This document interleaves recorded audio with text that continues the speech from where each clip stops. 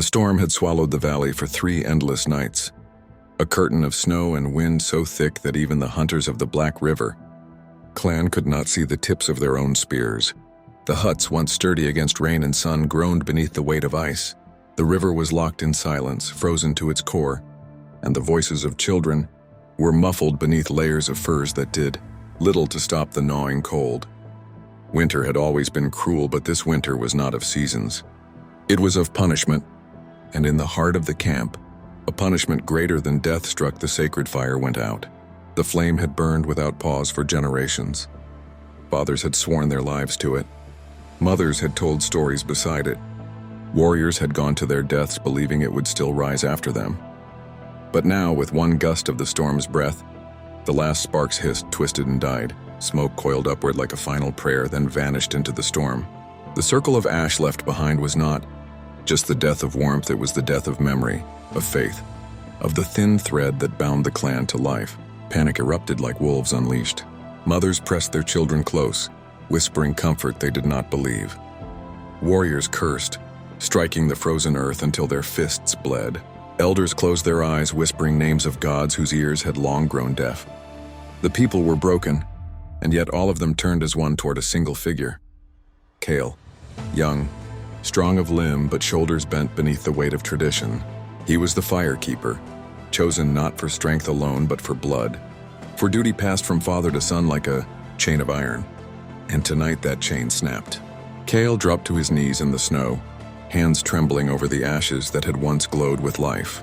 He pressed his palm into the black dust, and the cold bit through his skin like teeth. Shame tightened around his throat. He saw his father's face in memory, stern and proud, teaching him how to shield a flame from wind, how to feed it with patience, how to treat it as more than fire, as spirit. He saw his grandfather carrying a burning brand across mountains, shielding it with his own body from storms like this. They had kept the oath. He had failed it. The clan stared with hollow eyes, not in hatred but in desperation. If Kael failed again, if he could not restore what had been lost, they would not live to see another dawn. The storm howled above them, mocking, and Kael whispered into the night, "Forgive me." And in that moment, he understood that the fire of the clan no longer lived in wood or spark. It lived in him alone. The clan formed a ring around the dead hearth, a ring of faces carved from hunger and fear. Snow hissed through the hides above, and the wind pressed its cold mouth to every seam in the huts, tasting for weakness. The chief stepped forward, staff in hand, his eyes the color of river stones. "Keeper," he said, and the word was not a title so much as a verdict. "The flame has died. If you cannot bring it back, our blood will mark the snow." He did not raise his voice.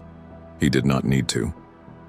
The sentence was already written in the frost that crept along the children's lashes, and the gray that had moved into the elders' lips.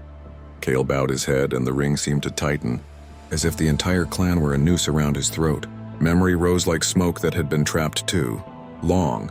His father's cracked hands, cupping a coal. His grandfather's back bent under sleet as he shielded a brand with his own body. The old oath spoken in a language that had learned how to carry warmth. All those men had succeeded. He stood in their line with ashes in his palms. Shame curled its claws in his chest, but shame, he knew, was just fear rehearsing failure. He would not rehearse. He knelt at the circle of ash and pressed his bare hand into it. The cold bit so deep that pain and numbness braided together. "By ash and by smoke," he said, and his voice filled the hut, steady as a drumbeat. "By bone and by breath, by the memory of our dead and the hunger of our living, I swear to return the fire. If it hides in the throat of the mountain, I will climb. If it sleeps in the belly of the storm, I will wake it. If the gods have stolen it, I will steal it back." The words did not warm the air, but they thickened it, gave it weight. Oaths are a kind of fuel. Around him, the ring answered not a cheer, but a raw, braided sound made of mothers, whispers and hunters' growls, and the thin courage of children trying not to cry. The chief lowered his staff, and something like respect flickered behind the riverstone eyes. He reached into a pouch and drew out a tooth blackened by long use, the clan's flint, pitted and faithful. He set it in Kael's palm. "3 generations have struck from this," he said. "Strike a 4th. Kael rose. He slung his spear, tied the flint to his belt, and took a length of hide to wrap around his shoulders. He looked once at the hut's dark corners where elders sat, breathing like banked coals, at the mothers rocking hunger to sleep, at the children who watched him with hope, too large for their ribs. "Keep them close," he told the chief, meaning all of them, meaning the fragile warmth of bodies. "When I return, it will be with a fire that will not die in a single night's anger." He stepped into the door slit, and the storm placed its hand flat against his chest as if to shove him back. He leaned into that hand. An oath, he remembered, is only a door. A man must walk through it. The night swallowed him whole. Snow came not in flakes but in fists, beating his face until the skin burned. The wind was a choir of knives, singing in every seam of his furs, nibbling at his bones with patient teeth. The world beyond arm's length ceased to exist. Only white and the taste of iron in his mouth remained. He set his boots hard, dragging each step from the ground like a reluctant truth. Behind him the camp vanished, not just from sight but from sound. Even memory felt muffled, as if the storm were a hand over the mouth of the past. He kept count not of time, because time had been unthreaded by the gale, but of steps, of breaths, of the small catalogue of pains that meant he was still inhabiting his body. The spear became a third leg, the flint at his belt a warm idea against his hip. The elders' stories walked beside him, of a far-off ridge where lightning fell each winter, and set the old bones of the earth smoldering, of a river's mouth where stones struck together without hands, of a rival clan who guarded a flame and bled strangers for daring to ask. Stories are maps if you squint. Tonight he squinted hard. Once the ground fell away without warning and he slid, snow pouring around him like a river. He stabbed the spear down and caught on scrub, ribs cracking the air from his lungs. He lay there listening to his own breath scrape in his throat, to the storm throwing its weight across the sky, to a thinner sound beneath it. Was it wolves? Was it old trees protesting? Or ancestors whispering advice he could not quite hear? He hauled himself upright. Fear had a voice. He would not learn its language. Hours, perhaps a lifetime later, a darker dark loomed inside the white, a shape that refused to be snow. He angled toward it and found rock shouldering up from the drifts, a black spine in the blizzard. In its lee, the wind dropped from a shout to a spiteful hiss. He pressed his back to stone and allowed his legs a tremble. He took a mouthful of snow to wet the dry noise in his throat, and held the spear across his knees like a prayer. "Keep walking," the memory of his father said. Not from any god place, but from the cramped theater behind his ribs. Cold kills when you sit and become a story about a man who almost made it. He stood, he walked. A keeper is a verb, not a noun. The land began to tilt the promise of a ridge. Between gusts he thought he saw far off a smudge of glow behind the storm, the color of coals seen through eyelids. It slipped away when the wind rose, returned when it fell. He set his steps toward it. Hope is a cruel torch, but it is still light. He followed. The howl reached him as a ribbon first, a thin thread that snagged on the edges of his hearing. Then another voice joined it, and another, until the night braided itself with hunger. Wolves. The storm twisted the sound, making it seem both far and close. But when the first shape separated from the snow, gray on gray, he knew the distance had ended. Yellow eyes burned in the white. The pack unfolded from the drifts like ghosts discovering bodies. 6, then 8, then more. Gaunt flanks ribbed by a winter that had taught even predators to starve. Kael planted his boots wide and brought the spear up. The wolves fanned, clever as water, testing wind, testing nerve. The leader, not by size, but by the way the others allowed space, stepped forward, its breath a banner in the air. It did not rush.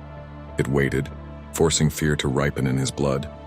Kael lowered his center, felt the slick under the snow where ice waited to insult balance. "Not tonight," he said aloud, because words organized terror. "Not for me." The first lunge came from his left, a blur of teeth and winter. He pivoted, drove the spear, and felt the point bite meat. The wolf yelped and twisted off, red bright as summer on its shoulder. A second came straight on, jaws like a trap. He braced and let the shaft take the impact. The wood humming in his hands, the point skidding along ribs. He shoved, kicked, bought a breath. The ring tightened. A third shape streaked low for his legs. He stabbed down, missed, and the world tilted. His knee kissed ice. Pain flashed white inside white. He rolled, the spear scraping, and snow gulped into his hood.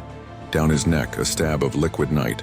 He came up hard, driving the butt of the spear into a lunging skull. Bone thudded. The wolf crumpled, scrambled, fled. The leader stepped forward then, slow, certain, a lesson in inevitability. They watched one another across a yard of storm. Kael lifted the spear point until it trembled between the wolf's eyes. I do not want this, he told the knight, and perhaps himself, but I will do it. The wolf came. He thrust, not with anger but with arithmetic, and the point found the space between breath and bone. The animal sagged onto the shaft, shock silencing its hunger. Kael lowered it carefully as if lowering a friend. He laid a palm to the hot fur. "Forgive me," he said, the same words he had given the ashes. "Your heat buys ours." The pack wavered, courage drawn thin by blood. One by one they backed into the storm, their eyes leaving last. Kael's arms shook from effort. He was shaking for other reasons too, the old arithmetic that hunters learn and try to forget. Life is a trade. He cut what he could carry, wrapped it, and turned his face back to the glow on the ridge. The night was quieter, or perhaps it was only that he had remembered the language of walking. He spoke it until the earth answered with the black mouth of a cave. The cave took him from the storm like a swallowed seed. Wind died to a hum in the stone, and the falling snow became a distant rumor. He stood just inside the mouth and let his eyes grow honest again. The floor sloped down, ribbed with old water, and the air held the metallic tang of rock that has remembered lightning. He coaxed a sting of light from his ember-wet torch, no flame, only a bruise of glow, and moved inward where the walls narrowed to a throat. Crystals veined the stone, catching the meager light and multiplying it into a thin galaxy. Along the walls, handprints bloomed, small, large, layered, the census of ghosts. Spirals, antlered shapes, a river drawn as a braid, a fire drawn as a sun. He reached out and laid his palm beside the old hands and felt the cold climb his arm like a vine.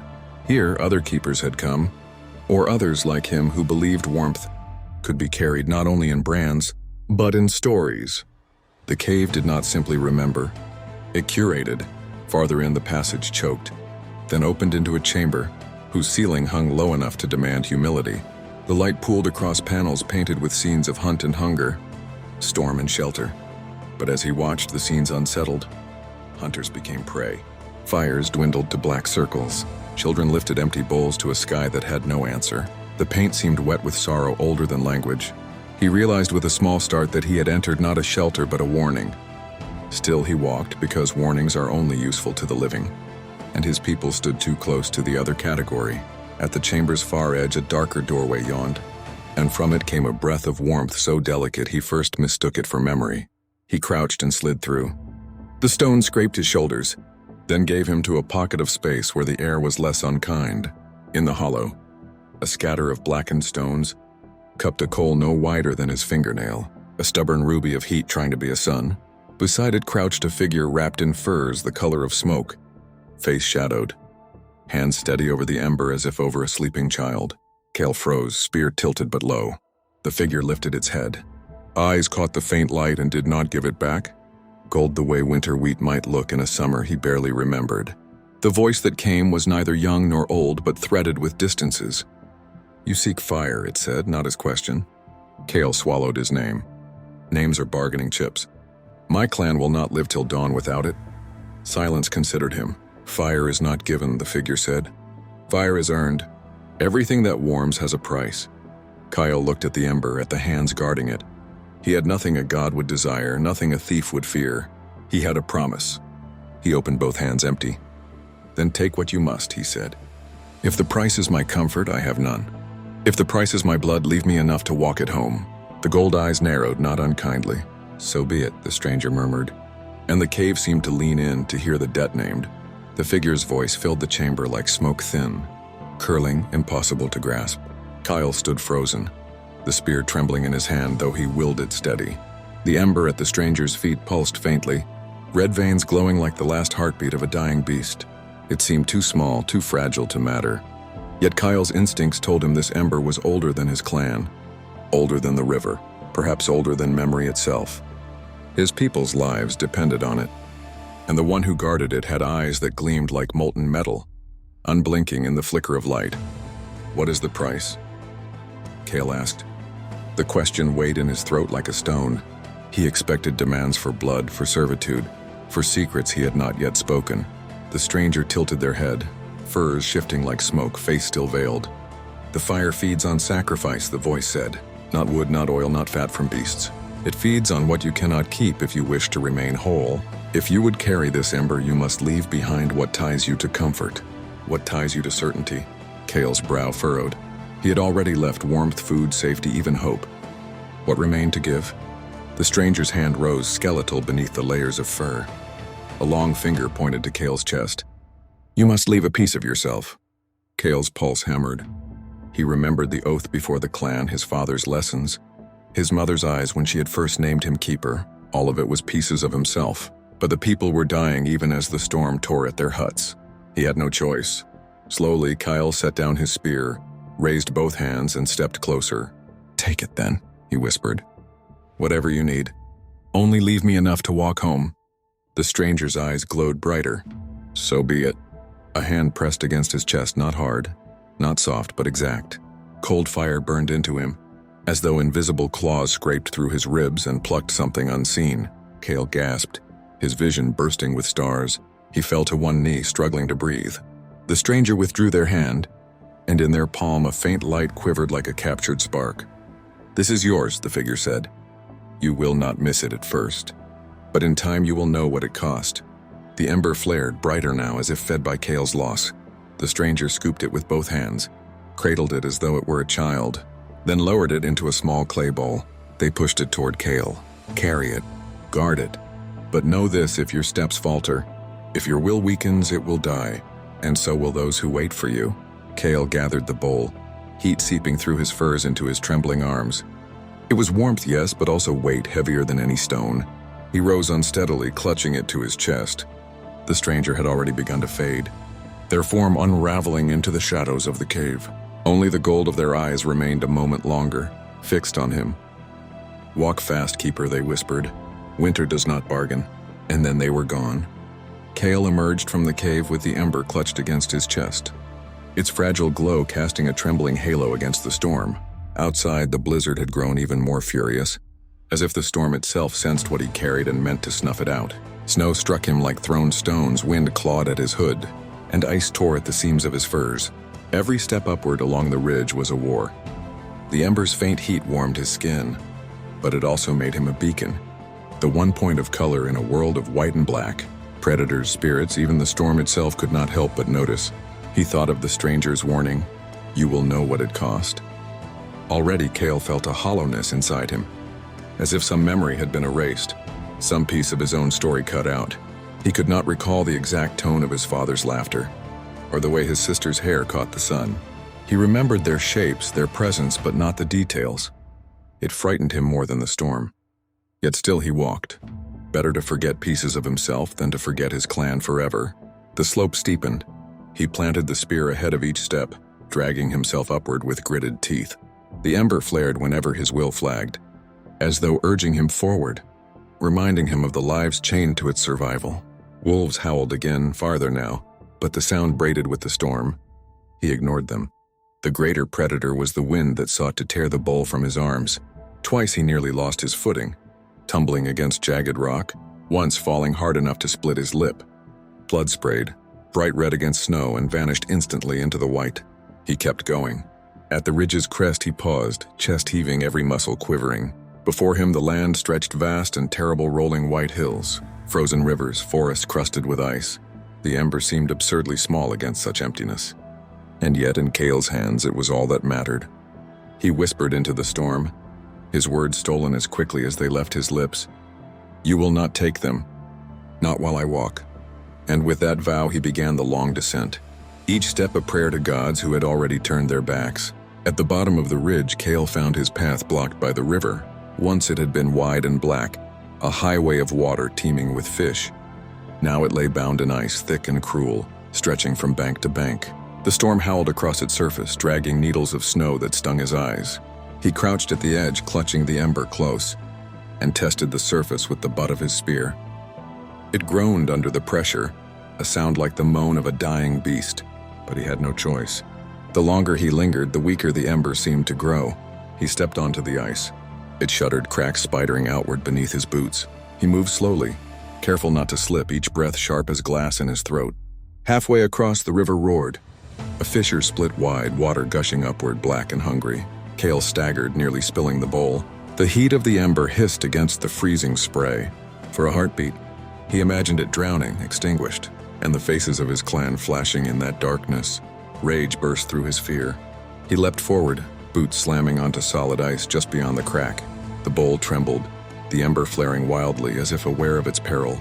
He pushed on, every step a negotiation with death. Behind him, the fissure widened, devouring the path he had taken. Ahead, the far bank beckoned, lined with skeletal trees. He ran the last yards, the bowl pressed to his chest, and threw himself onto solid ground. Just as the ice gave, a final scream, and collapsed into the rushing current. Kael lay gasping, snow melting against his skin, arms locked tight around the ember.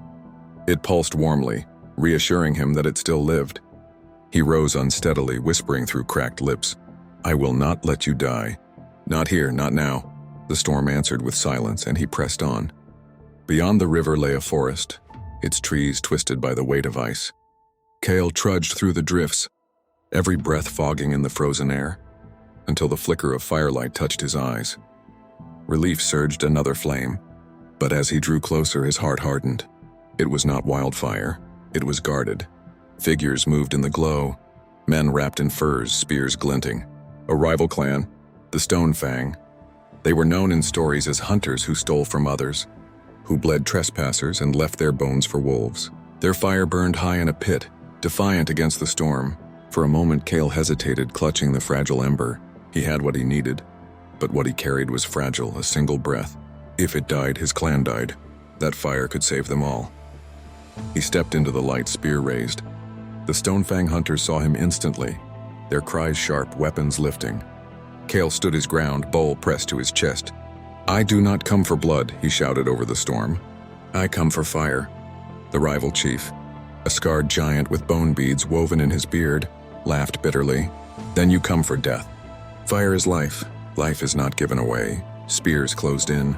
Kael's arms shook, not with fear, but with fury. "Then fight me," he roared. "Fight me for it. But know this, I will not leave without flame." The clash came sudden. Spears thrust, Kael dodged, his own stabbing like lightning. He fought not with grace, but with desperation. Each strike bought with the memory of his clan freezing in the dark. Blood sprayed, red steam against snow. One rival fell, then another. Still more pressed in, their eyes hungry for the ember he carried. The rival chief himself charged, massive arms swinging an axe of stone. Kael met him head-on, spear braced, teeth bared. Wood struck stone, sparks flying. They grappled, snarling like beasts, until Kael drove the spear into the giant's side. The man collapsed with a howl. The others froze, fear choking their rage. Kael stood over them, bloodied, ember still glowing. "This is not yours to keep," he said. "It is mine to carry." And with that, he tore a brand from their fire and lit it with the ember's glow. The flames leapt high, a victory stolen from death itself. Kael staggered from the rival camp, his arms burdened with both ember and brand. Behind him, the Stonefang watched in silence, unwilling to challenge further. Perhaps they saw the madness in his eyes. Perhaps they saw the weight of something larger than men. The storm swallowed their shapes, leaving only the endless road of snow ahead. Every step toward his clan was agony. His body screamed with wounds, his legs shook with exhaustion, and the emptiness the stranger had carved from him grew wider. Yet he walked, and with each step the ember seemed to steady, as though it too desired survival. The land stretched cruel and endless. The river hissed behind him, the ridge loomed ahead, and the wind never ceased its attack. He leaned on the spear like a crutch, his breath rattling like broken stone. At times he thought he saw figures walking beside him, his father, his grandfather, men of the Keeper's line.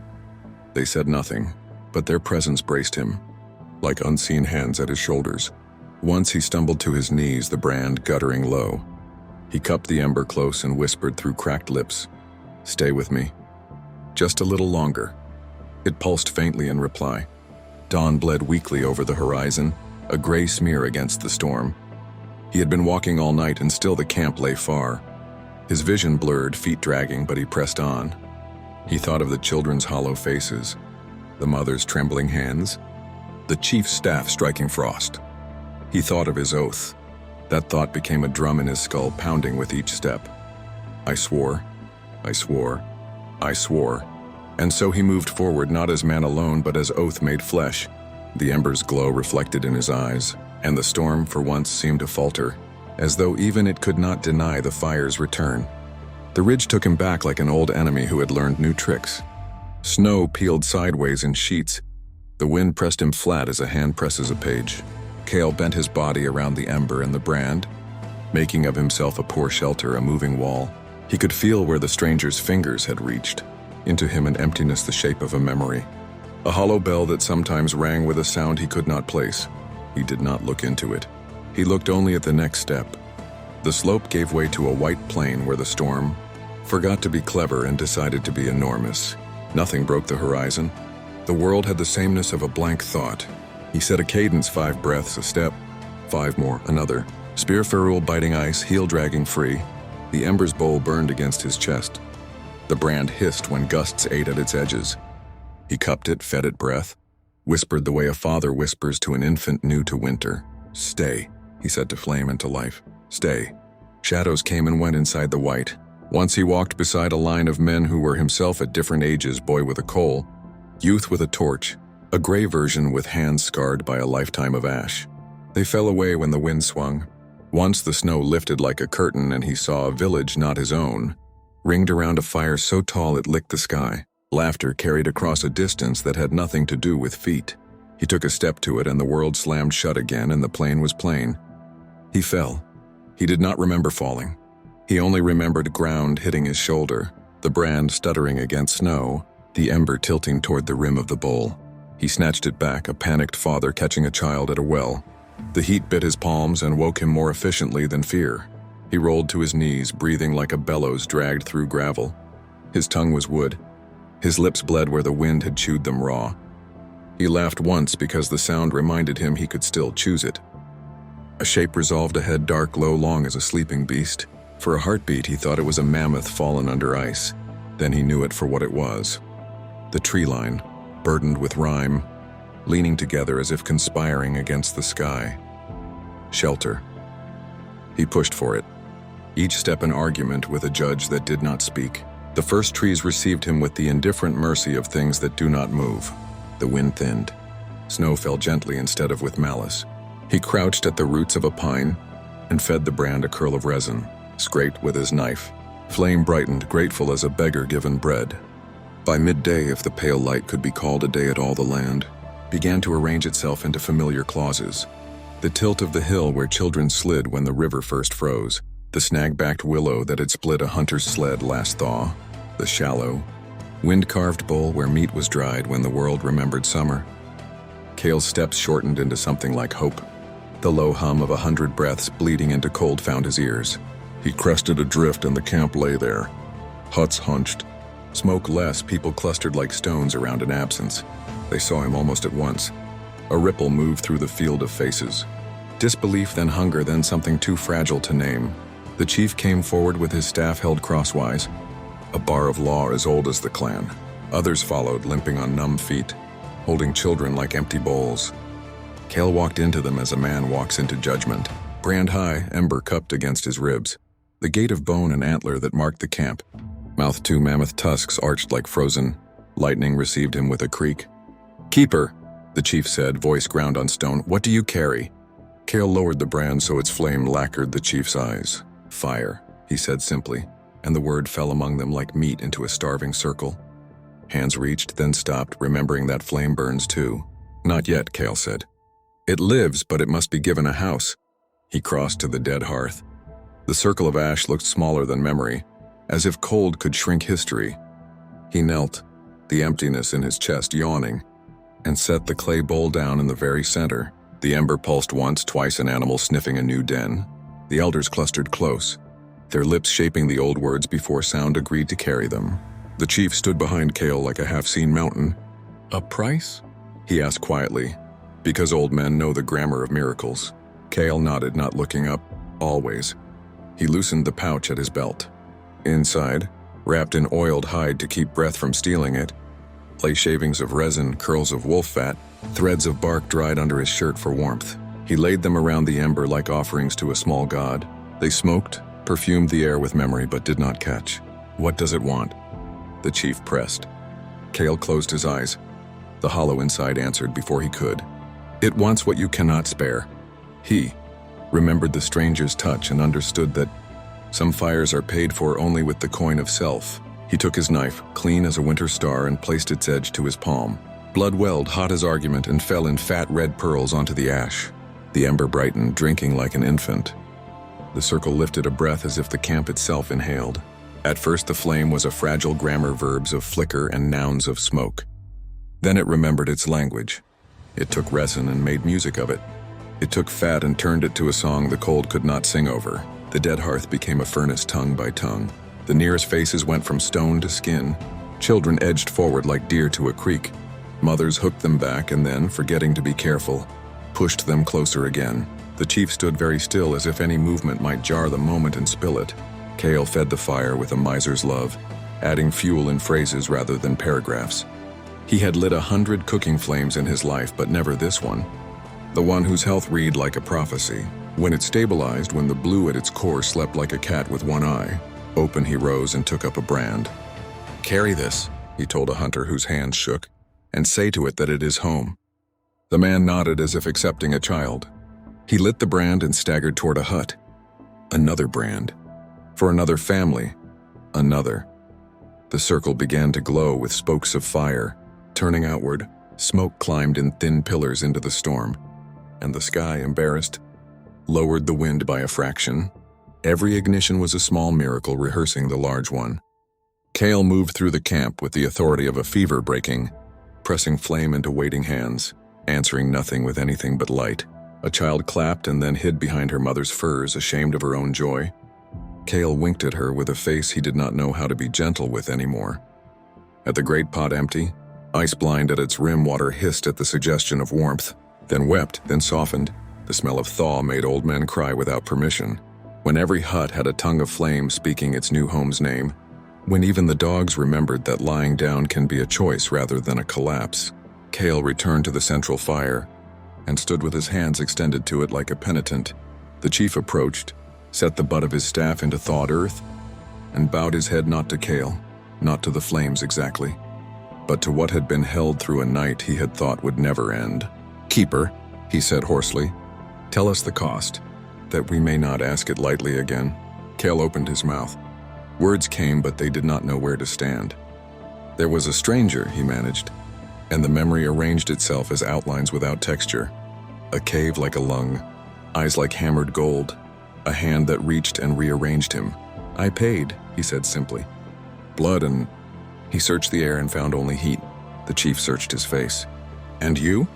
he asked softly. Kael smiled, a cold, lopsided thing. "I am here," he said. "What is missing will not keep you warm." It was meant as reassurance. It arrived as prophecy. Night fell like a thawed curtain, slow, heavy, releasing more than it concealed. The storm, robbed of its favorite toy, sulked itself into a whisper. Across the camp, fires practiced being ordinary again, cooking, drying, gossiping in smoke.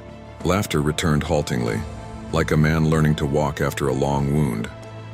Kael stood apart, close enough to be warmed, far enough that faces became fire-lit masks.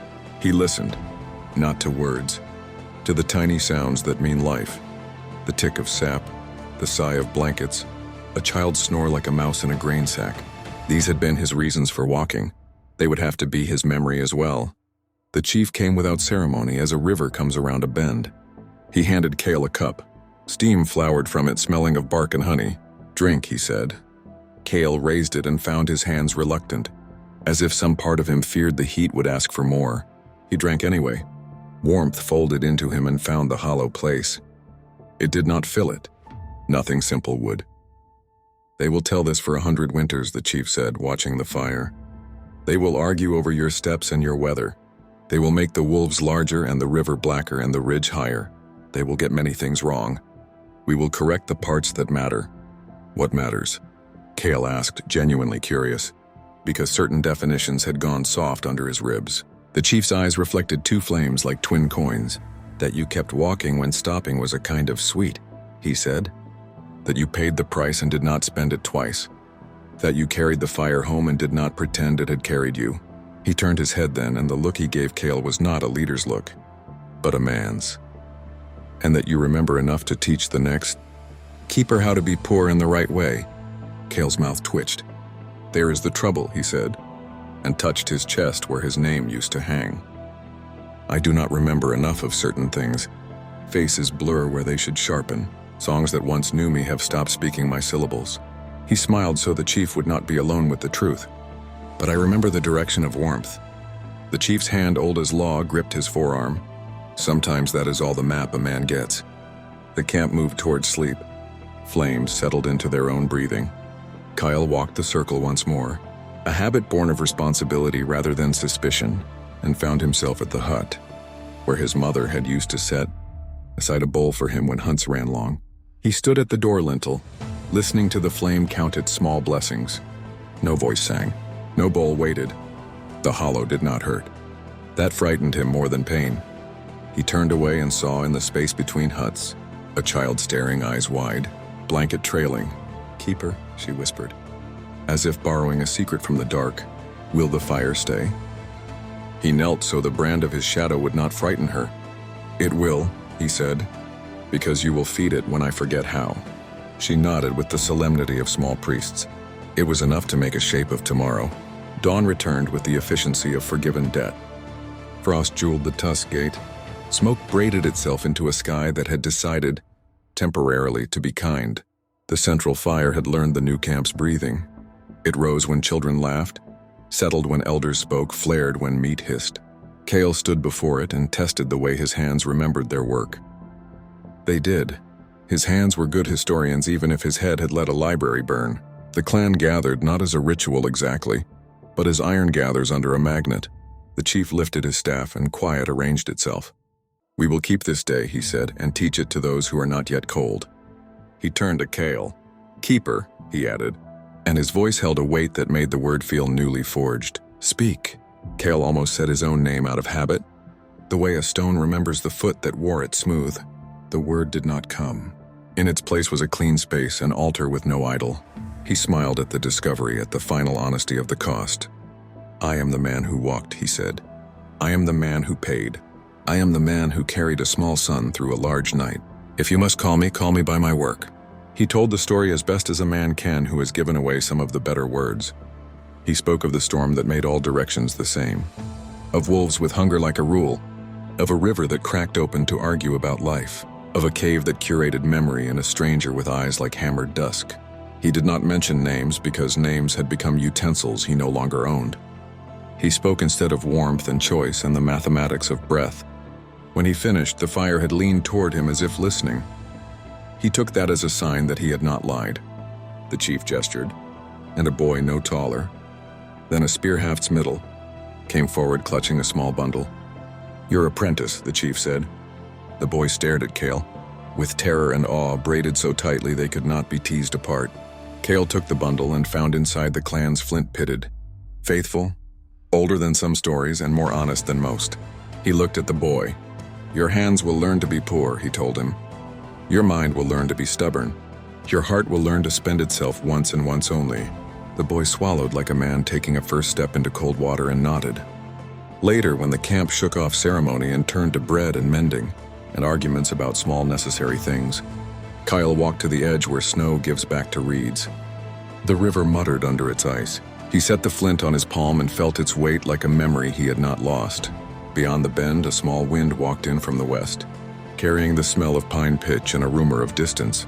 He thought not of journeys, but of watchfulness, of the nightly circle he would walk, of the future storms he would parse for the key of their malice, of the times his apprentice would fail, and do it in ways that taught him more than success ever had. He lifted his eyes to a sky full of unbothered light and said, aloud to no one in particular, "I will keep it." The words landed like kindling. The central fire answered with a rise that was not a gust's work. Somewhere, perhaps in a cave with walls like a history's throat, eyes of hammered gold closed in a satisfaction that did not need to be seen. "Keeper, man." Ferb turned back to the camp that had given him up and taken him in and given him up again. He walked, and where he walked, Cold remembered it was only a season. The rest belonged to Flame.